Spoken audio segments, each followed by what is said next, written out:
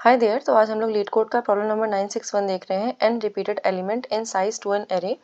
तो यहाँ पे हमें एक एरे दी होगी, नम्स एरे, और इसका जो साइज़ है वो 2n है। बेसिकली यहाँ पे जो n एलिमेंट्स हैं वो यूनिक हैं, और जो बाकी के n एलिमेंट्स हैं वो एक ही एलिमेंट को रिप्रेजेंट कर रहे हैं। ठीक है, तो हमें वो वाला नंबर जो कि n टाइम्स रिपीट हुआ है वो रिटर्न करना है अपने आंसर के लिए। ठीक है, तो इसको सॉल्व करने के कई तरीके हैं। हम लोग एक सिंपल सेट यूज़ करके भी इसको सॉल्व कर सकते हैं। उसके अलावा हम एक काउंटिंग एरे भी यूज़ कर सकते हैं, और हम ये देख सकते हैं कोई एलिमेंट अगर हमारा एक से ज़्यादा बार आया है तो that will be our answer.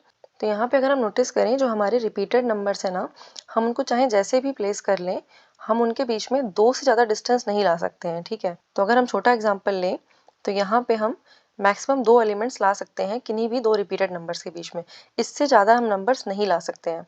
तो अगर हम किसी भी नंबर के लिए आगे के 3 नंबर्स को चेक करते चलें कि वो रिपीटेड नंबर्स में आ रहे हैं कि नहीं, तो हम ईजिली अपना क्वेश्चन सॉल्व कर सकते हैं in order of n time complexity and order of 1 space. ठीक है, तो यहाँ पे अगर अपनी एरे को ट्रेवर्स करें, और every time what we can do is we can simply check if nums I is equals to nums I plus 1, और if nums I is equals to nums I plus 2, या फिर nums I is equals to nums I plus 3। ठीक है, तो हम ये 3 condition check करेंगे बस, और इतने में हमारा जो रिपीटेड नंबर है ना वो हमें मिल जाना चाहिए। ठीक है, तो कहीं ना कहीं हमारी एरे में इवेंचुअली जो हमारे रिपीटेड नंबर हैं वो इस वाली फॉर्म में मिल ही जाएंगे, क्योंकि चाहे जितना भी कोशिश कर लें हम लोग, इससे ज़्यादा डिस्टेंस हम नहीं बना सकते हैं नंबर्स के बीच में, है ना। तो अगर हम कोशिश करें भी तो हम जो यूनिक नंबर्स हैं उनको एक तरफ कर सकते हैं, और फिर हम जो रिपीटेड नंबर्स हैं उनको कहीं ना कहीं हमें फिर साथ ही लाना पड़ेगा। तो हम लोग चाहे जितना कोशिश कर लें, इससे ज़्यादा हम डिस्टेंस नहीं बना सकते हैं। 2 से ज़्यादा डिस्टेंस किन्हीं भी 2 रिपीटेड नंबर्स के बीच में नहीं बना सकते हैं।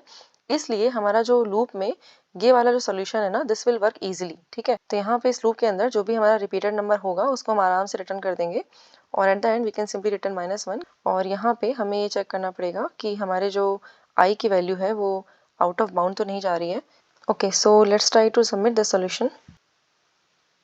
तो यहाँ पे अगर हम टाइम कॉम्प्लेक्सिटी की बात करें तो हमने बस एक फॉर लूप चलाया है, तो इसकी वजह से हमारी time complexity order of n होगी, और हमने कोई भी एक्स्ट्रा स्पेस नहीं यूज़ करी है, तो यहाँ पे उसकी वजह से हमारी स्पेस कॉम्प्लेक्सिटी ऑर्डर ऑफ 1 होगी। So yeah that was all for this video. Thank you for watching. I will see you next one. Bye bye.